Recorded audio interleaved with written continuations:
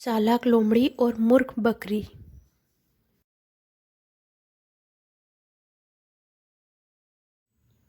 एक दिन जंगल में लोमड़ी भोजन की तलाश में घूम रही थी। घूमते घूमते थोड़ी देर बाद उसे एक कुआं दिखाई दिया। यह देखने के लिए कि कुएं में कितना पानी है, वह कुएं में झांकने लगी और अपना संतुलन खोकर कुएं में गिर गई। कुएं में पानी की मात्रा बहुत कम थी, इसलिए लोमड़ी मरते मरते बच गई। लेकिन जब उसने कुएं से बाहर निकलने का बहुत प्रयास किया, लेकिन वह असफल रही।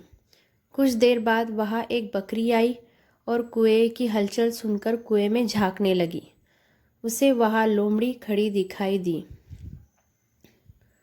बकरी ने चकित होकर लोमड़ी से पूछा, लोमड़ी बहन, तुम कुएं में कैसे पहुंची? लोमड़ी को कुएं से बाहर निकलने का रास्ता सूझ गया था।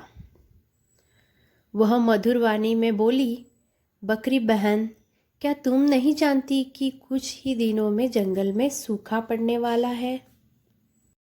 इसलिए मैं यहाँ आकर बैठ गई हूँ। कम से कम मैं यहाँ प्यासी तो नहीं मरूंगी। तुम भी क्यों नहीं आ जाती? बकरी ने सोचा कि लोमड़ी सही कह रही है। पानी के लिए दर दर भटकने से अच्छा है कि कुएं में ही जाकर बैठूं।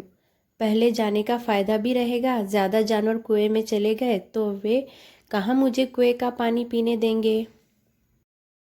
यह विचार आते ही वह कुएं में कूद पड़ी।